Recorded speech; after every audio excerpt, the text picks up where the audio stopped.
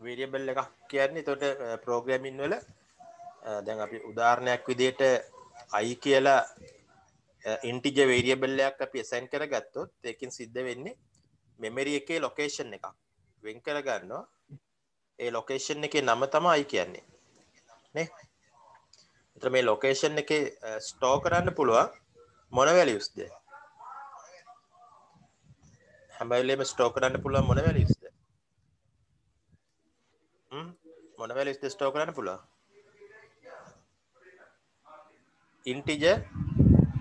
integer values විතරයි නේද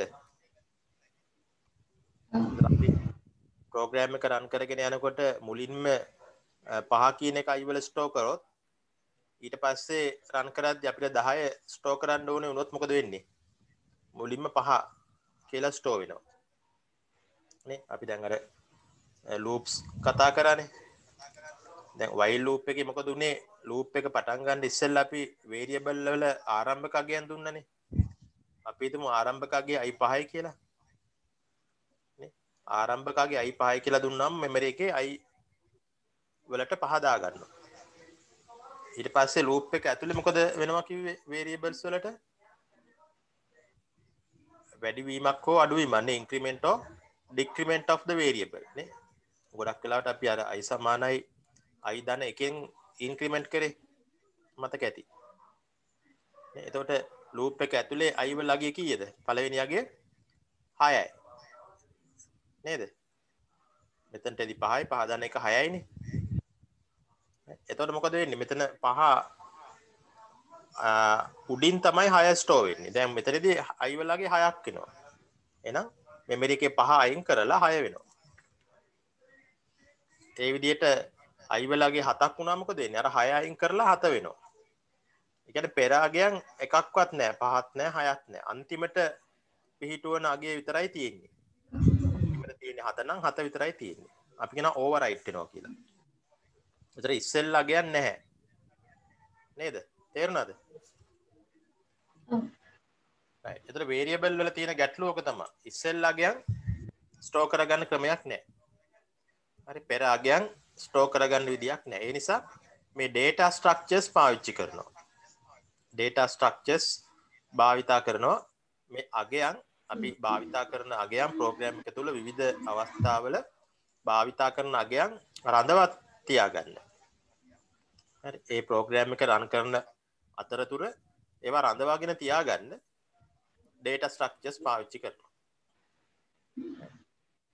data structure එකක් අපි assign කරපුවාම memory එකේ සිද්ධ වෙන්නේ location එකක් වෙන් කර ගන්න ඔය වගේ කියන්නේ area එකක්ම වෙන් කර ගන්නවා එතන ඒ area එකේ අපිට පුළුවන් data ඔය ආකාරයට store කර ගන්න පුළුවන් right 5 6 7 ඔය විදිහට අර හැම අගයක්ම පෙර අගයන් ටික store කර ගන්න පුළුවන් තේරුණාද ඒ අදහස තමයි data structures වල තියෙන්නේ. ඒතර data structures දැන් Python වල තියෙනවා data structures වර්ග 4ක් අපි පාවිච්චි කරනවා. data structures වර්ග 4ක් භාවිතා කරනවා. පළවෙනි එක අපි කියනවා list කියලා. list කියන data structure එක ඊට පස්සේ තව වර්ගයක් අපි භාවිතා කරනවා tuple කියලා. පස්සේ භාවිතා කරනවා dictionary කියන data structure එක.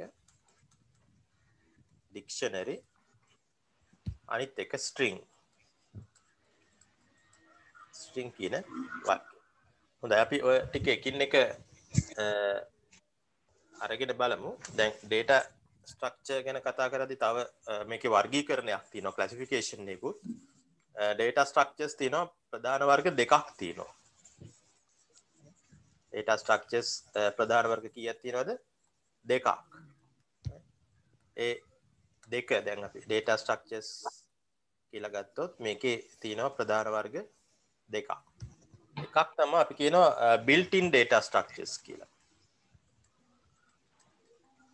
built in data structures අනිත් එකට අපි කියනවා user defined data structures කියලා කියනවා. user define data structures කියලා කියනවා. දැන් built in කියලා කියන්නේ අපිට අපි හදන්න ඕනේ නෑ. Python compile එක හරහාම අපිට හදලා දීලා තිනවා. අපි කරන්නේ ඒවා පාවිච්චි කරන එක විතරයි. හරි. Python මේවා හදලා දීලා තියෙනවා. දැන් built in වලට තියෙන උදාහරණ තමයි මේ තියෙන්නේ. මෙන්න මේ හතරම built in data structures ගණයට තමයි අයිති වෙන්නේ. user define කිව්වම අපි හදා ගන්න ඕනේ. දැන් අපේ A level විෂය නිර්දේශයේ user define කතාව නැහැ. user define වලට උදාහරණ කීපයක් මම කියන්නම්. නමුත් මේවා මතක තියාගන්න අවශ්‍ය නැහැ. දැන් stack කියන එක. stack queue tree මේවා ඔක්කොම user define. කියන්නේ අපි හදා ගන්න ඕනේ. අපේ අවශ්‍යතාවයට අනුව අපේ data structure එකේ ආකෘතිය අපි හදන්න ඕනේ. ඒ නිසා තමයි user define කියන්නේ. අපි මේකේ සාකච්ඡා කරන්නේ අපේ විෂය නිර්දේශයට අදාළ වෙන්නේ built in data structures විතරයි. ඒ කියන්නේ මෙන්න මේ හතර. හරි. තේරුණාද ඒ ටික? හරි මේක ලියා ගන්න. data structures කියලා දැම්මනේ මාතෘකාවනේ. මාතෘකාව යටින් ලියන්න. Data structures allows you to data structures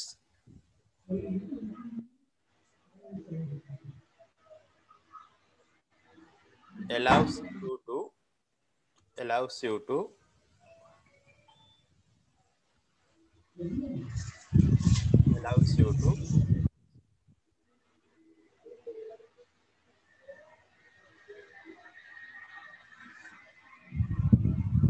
organize your data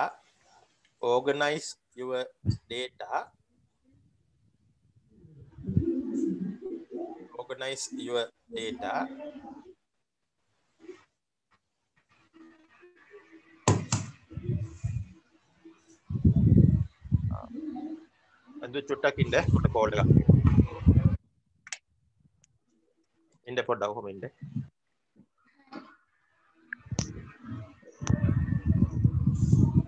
hello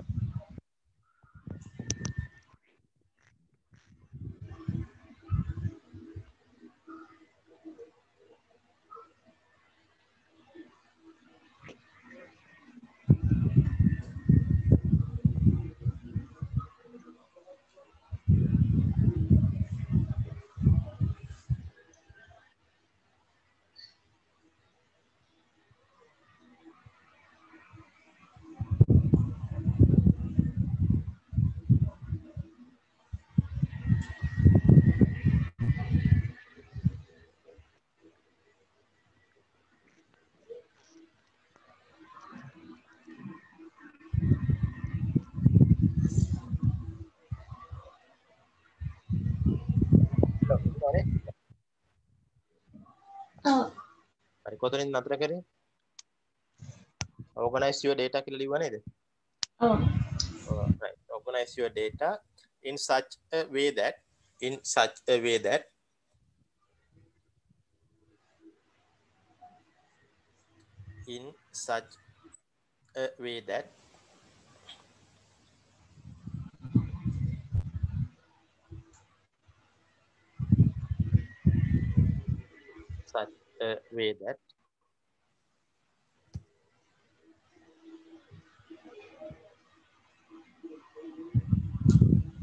enables you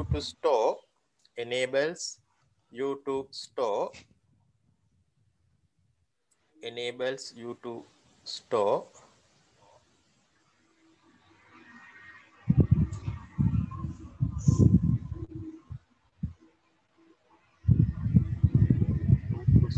collection of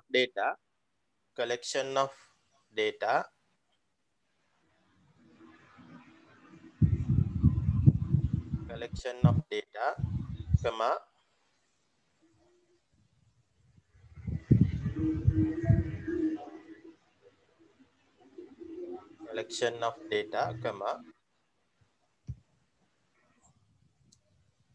relate them and perform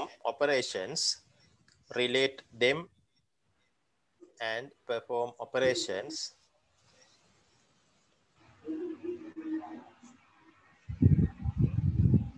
manipulate them and perform operations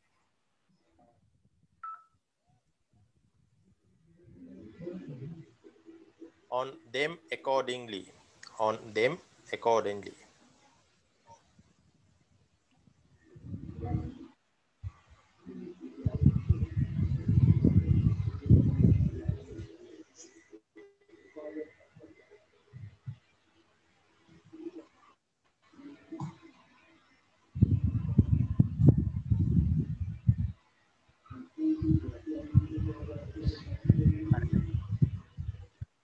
හරි. එකටම ලියගෙන data structures can be categorized. Data structures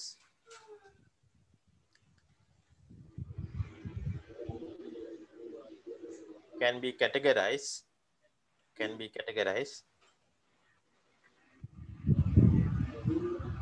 in two ways.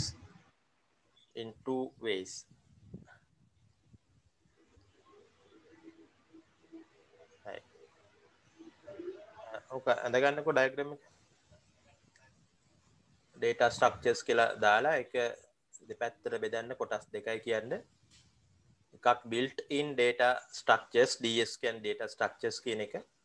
අනික user defined data structures. right.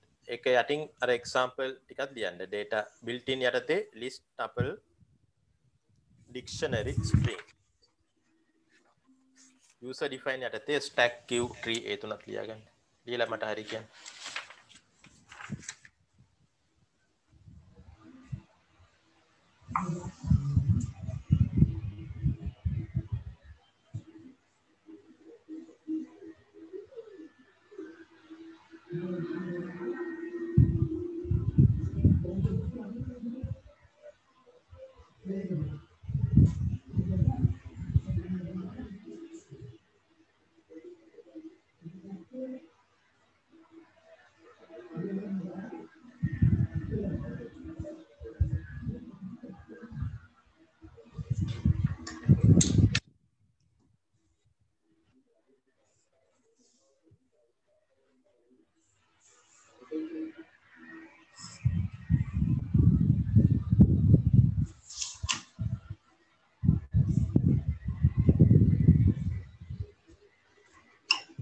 හරි. ඕකේ අපි ගමු පළවෙනි එක ලියන්න අනුමාත්‍රකාවක් විදියට list කියන එක ගන්න. built in data structure අපි කතා කරන්නේ. ඒකේ පළවෙනි එක list කියලා ලියන්න.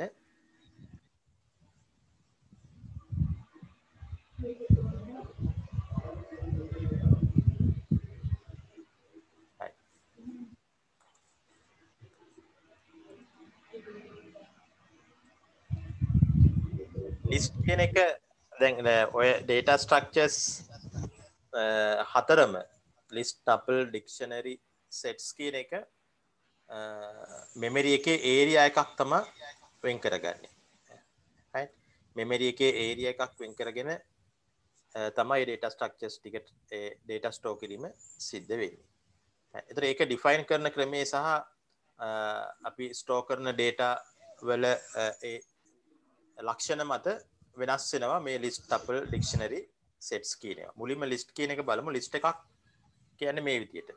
අපි list එකක් assign කරපුවාම memory එකේ වෙන් කර ගන්නවා ඔන්න ඔය වගේ area එකක්. ඔය list එකට තියෙනවා size එකක්. අපි හිතමු 5යි කියලා. එතකොට මේ area එකේ කොටස් 5ක් වෙන් කර ගන්නවා ඔය විදියට. එතකොට මේ list එකට තියෙනවා 9ක්. අපි හිතමු age කියලා. ඔය විදියට 9ක් තියෙනවා. එතකොට අපිට මේකට තියෙනවා data type එකක්. ඊළඟට මේකට තියෙනවා index එකක්. index එකක් තියෙනවා. ඊට පස්සේ values තියෙනවා මේකට. දැන් අපි හිතමු ages 5ක් මේකේ store කරා කියලා. 10යි, 12යි, 20යි, 18යි, 16යි. ඔය විදිහට values පහක් store කරන්න පුළුවන්. ඔය values වලට අපි access එන්නේ මේ index එක හරහා. index එක දෙවිදියකට අපිට ලියන්න පුළුවන්. ක්‍රම දෙකක් තියෙනවා මේ list වල index ලියන. එකක් තමයි මේ වම් පැත්තේ කෙළවරින් පටන් ගන්න පුළුවන් මෙන්න මේ කොටුවේ. මෙන්න මේ කොටුවට අදාළ index එක 0 කියලා අපි ගන්නවා. එතන මේක අනිවාර්යෙන් 0 වලින් තමයි පටන් ගන්නෙ. එතන 0 ඊළඟට එතනම එහා පැත්තේ තියෙන එක 1 2 3 4 ඔය විදිහට list index එක යොදන්න පුළුවන්. මේක එක ක්‍රමයක්.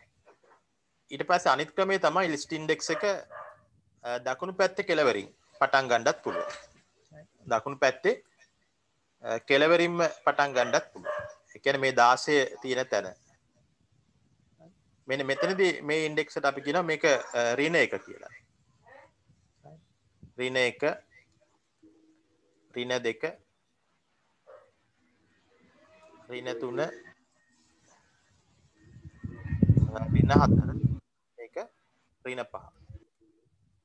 ඔය විදිහට අතර මේකේ ඍණ 5 මේක ගත්තොත් මේ බිඳුව ඍණ 5 කියන්නේ එකම තැනකට තමයි රිෆර් වෙන්නේ. කියන්නේ 10ට. මෙතන ඍණ 4 ධන 1 මෙන්න මේ ඍණ 1 ඍණ 4 ධන 1 කියන එක 12ට රිෆර් වෙනවා. එකම තැනකට. right ඒ විදිහට ඉන්ඩෙක්ස් එක හඳුනා ගන්නත් පුළුවන්. right තේරුණාද ඒක? ඒක ලියන්න ලිස්ට් කියන එකට මුලින්ම ලියන්න මේ විදිහට list are used to store list are used to store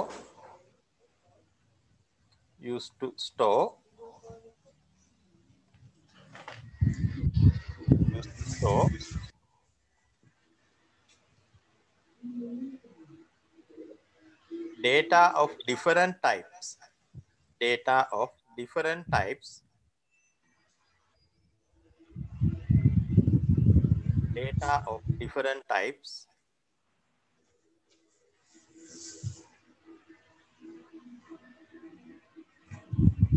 in a sequential manner sequential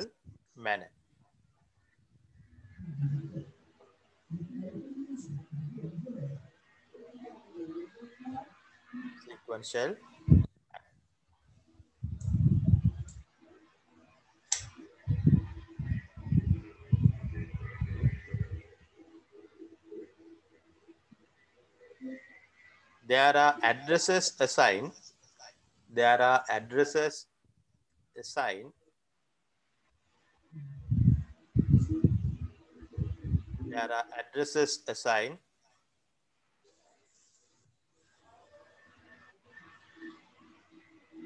to every element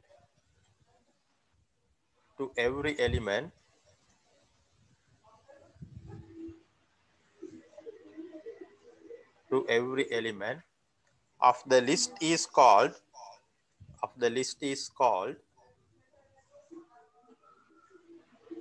index. List of called index.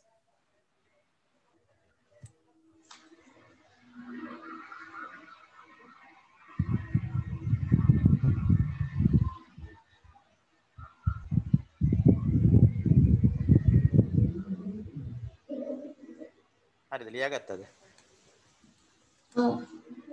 මේක රූප සටහනක් ඇඳගන්න ඉස්සෙල්ලා ඒතර මේ ඉන්ඩෙක්ස් කියන්නේ මෙන්න මේ ටිකට මේ age කියලා දැම්මේ මම ලිස්ට් එකේ නම.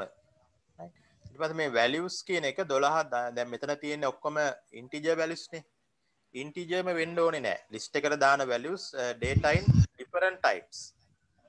ඒ කියන්නේ එක data types අපිට එකම ලිස්ට් එකේ දාන්න පුළුවන්. දැන් මෙතන 10 දාලා මෙතන පුළුවන් අපිට 12.5 දාන්න. ඊට පස්සේ තුන්වෙනි එකේ ඕනනම් අපිට string එකක් දාන්න පුළුවන්. තුන්වෙනි එකේ අපිට පුළුවන් string එකක් දාන්න. දැන් උතන 20 වෙනුවට අපිට ඕනනම් මෙතන a කියලා ওই විදිහට දාන්න පුළුවන්. තේරුණාද ඒක? එකම ලිස්ට් එකේ එකිනෙකට වෙනස් data types. ඒ කියන්නේ integer, string, floating points ඒ හැම එකක්ම ස්ටෝර් කරන්න පුළුවන්. හොඳයි. දැන් එඳගන්න රූපේ ඇඳලා නැති.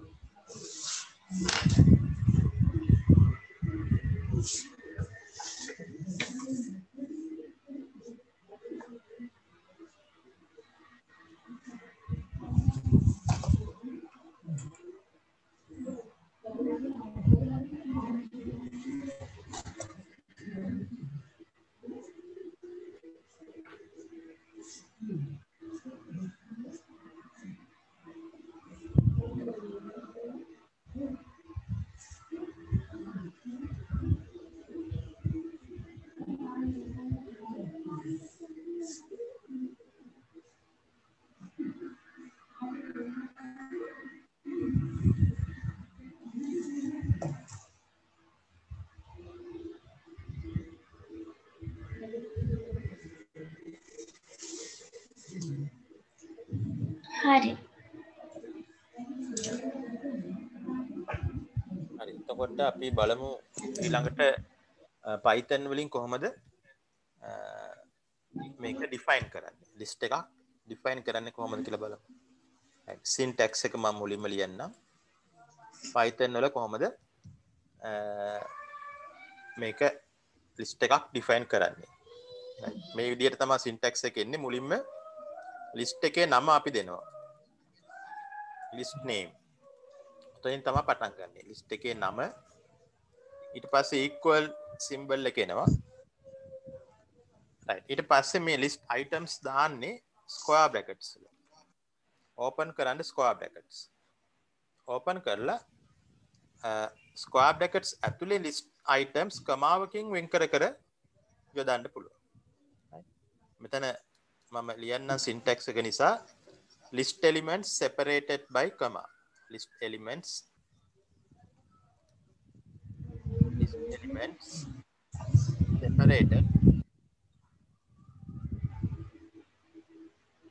separated by comma. කමාවකින් වෙන් කරගෙන අපිට list item ලියන්න පුළුවන්. අවසානයේට අර square bracket එක වහන්න ඕනේ. මේකම example එකක් මම ලියන්නම්. මේ age කියන එකම අපි ගමු.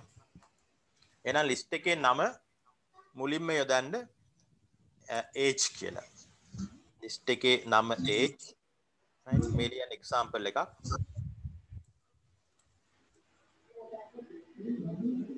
age ඊට පස්සේ equal symbol එක එනවා. તો list එකේ නම ලියද්දි අර මේ angle brackets භාවිතා කරන්නේ නැහැ. right. angle brackets නැහැ. age කියන්නේ list එකේ නම සමාන කිරීමේ ලකුණ යොදන්න ඊට පස්සේ square brackets යොදන්න කියලා කිව්වා. අපි දැන් age කියන එක සාමාන්‍යයෙන් integer වලින් තමයි ප්‍රකාශ කරන්නේ. ඒ නිසා integer valuesම කීපයක් මම දාන්නම්. උදාහරණය age කියලා ගත්තු නිසා නැත්තම් කෙනෙකුට ඕන නම් 20.5 ওই විදිහට ලියන්න පුළුවන්. හරි. එකිනෙකට වෙනස් data type නිසා. මෙතන age සාමාන්‍යයෙන් integer values වලින් විතරයි ලියවෙන්නේ. ඒ නිසා integer valuesම පහක් මම ලියුවා. right. මේක ලියා ගන්න මුලින්ම syntax එක ලියන්න ඊට පස්සේ example එක ලියන්න. ලියලා හරි කියන්න.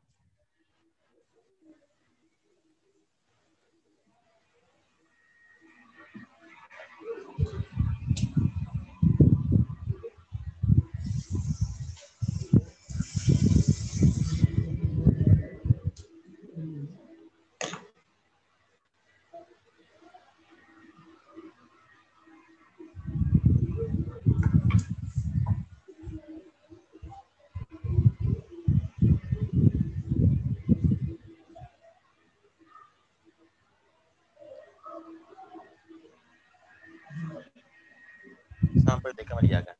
දෙක.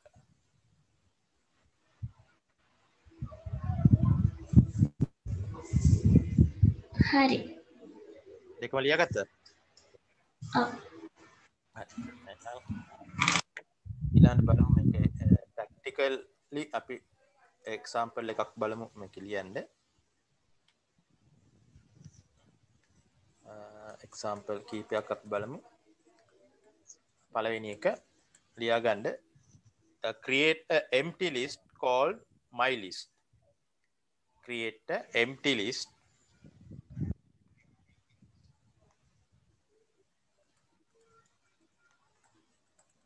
create a empty list called my list.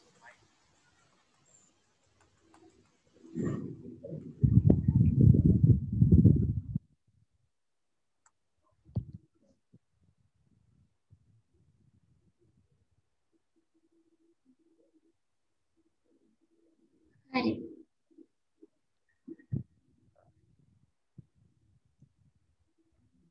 කොහොමද කරන්නේ?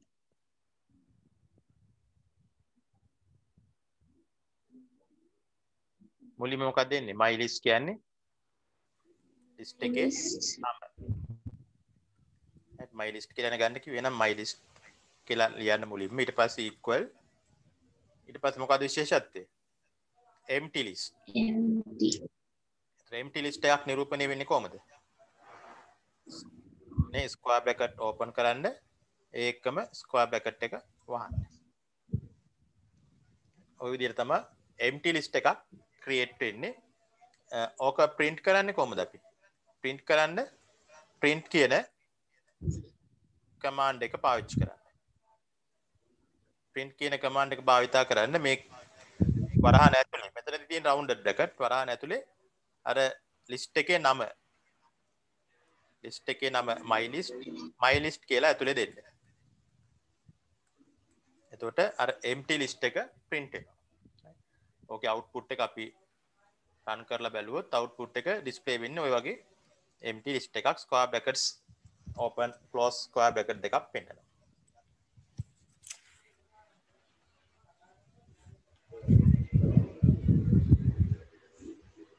තේරුණාද? ඔව්. දැන් දෙවෙනි example එක තව එකක් බලමු.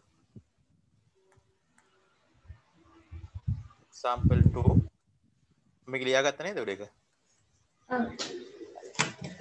Define the following elements in the list. Define the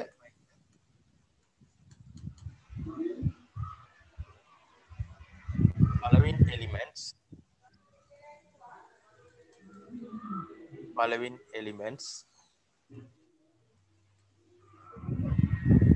the list.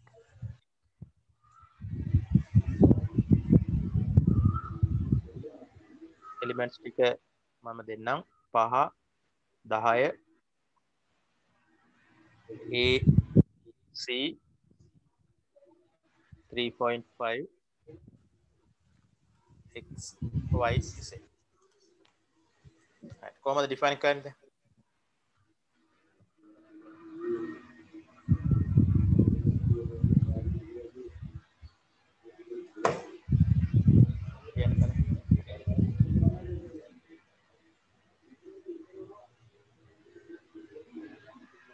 කොහොමද define කරන්නේ?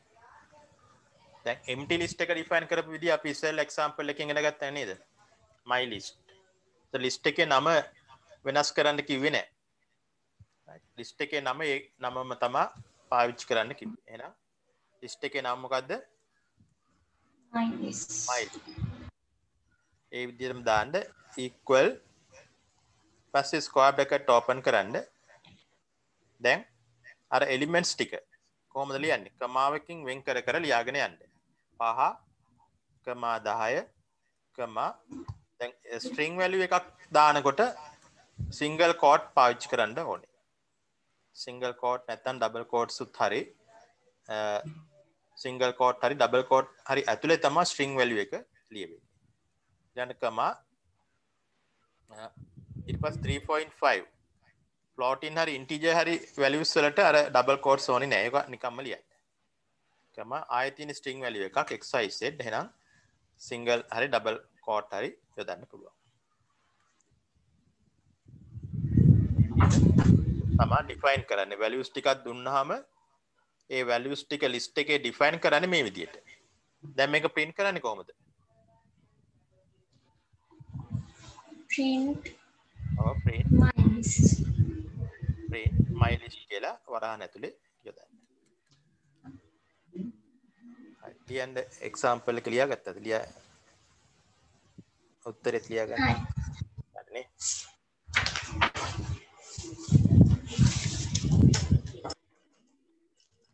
ඊට පස්සේ ලියන්න තුන්වෙනි example එක print the first element in the list.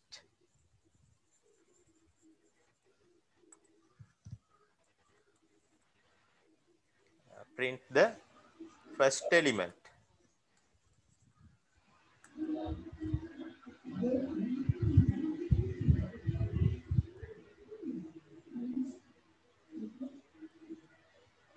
Print the first element in the list.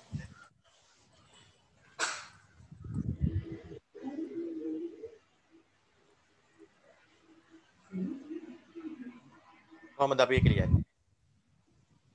දැන් මේ විදිහට my list එකේ දැන් ඉස්සෙල්ලා assign කරපුවාම මොකද වෙන්නේ? memory එකේ වෙන් කර ගන්නවා location පහක්. ඒ location පහේ 5 10 ආදී වශයෙන් store කර ගන්න. දැන් අපිට first element කියන්නේ මොකද්ද මේකේ? first element කියන්නේ 5. ඒතර 5 විතරයි print කර ගන්න ඕනේ. දැන් ඉස්සෙල්ලා කෙලින්ම අපි print my list කියලා දුන්නොත් ඔක්කොම ටික print වෙනවා. list එකේ තියෙන ඔක්කොම values ටික print වෙලා යනවා. අපිට print කර ගන්න ඕනේ පළවෙනි element එක. 5 කියන එක විතරයි. එම elements වලට වෙන වෙනම elements වලට අපි access වෙනවා නම් elements වලට අපි access වෙනවා නම් මෙන්න මේ විදිහට access වෙන්න පුළුවන්. access වෙන්නේ index එක හරහා. index එක හරහා. එතකොට list එකේ පළවෙනි index එක මොකද්ද? 0. 0. එහෙම නැත්නම් අනිත් එක මොකද්ද? -5. ඒක elements ගණන් කරන්න කීයක් තියෙනවද කියලා 1 2 3 4 5ක් තියෙනවනේ. එහෙනම් අන්තිම එක වෙන්නේ ඍණ -5. ඍණ 1 පළවෙනි එක වෙන්නේ දකුණු පැත්තේ කෙළවරේම item එක. එතන තමයි ඍණ 1. අන්තිම එක වෙන්නේ ඍණ 5. ධන අගයන් වලින් ගියොත් පළවෙනි එක බිඳුව. හරි. ඒතර index එක හරහා තමයි values වලට අපි access වෙන්නේ. අතර මේක පළවෙනි value එක print කරන්න තියෙන කෙලින්ම. ඒ නිසා print කියන command එක කෙලින්ම අපිට භාවිතා කරන්න පුළුවන්. print වරහන ඇතුලේ අපි කොහමද location එකට access වෙන්නේ? index එකෙන් විතරක්ම බෑ. index එකත් එක්ක list එකේ නම පාවිච්චි කරන්න ඕනේ. මොකද්ද list එකේ නම? my list.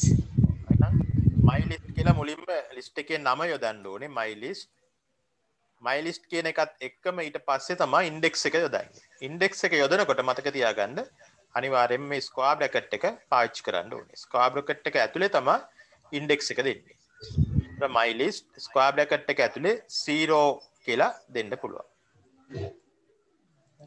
එහෙම නැත්නම් අර දෙවෙනි ආකාරයේ index එක පාවිච්චි කරනවා print my list square brackets ඇතුලේ -5 කියලා ඔය ආකාරයට දෙන්න පුළුවන්. පැහැදිලිද? ඔව්. හරි. ඒ දෙක ලියාගත්තද? ලියලා හරි කියන්නේ.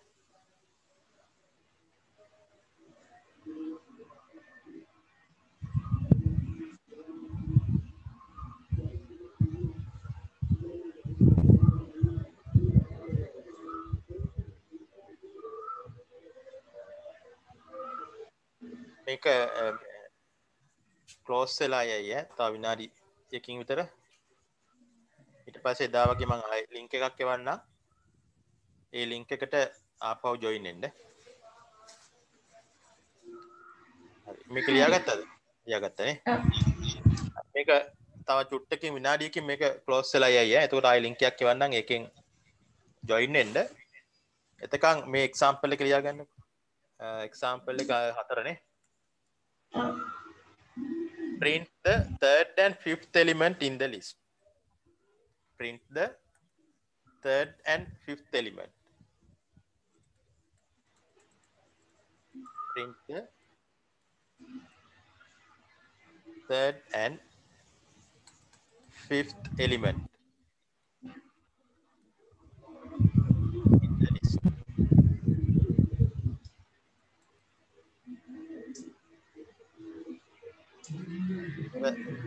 values ටික ලියලා 3යි 5යි තීරණය කරන්න ක්‍රම දෙකටම ලියන්න.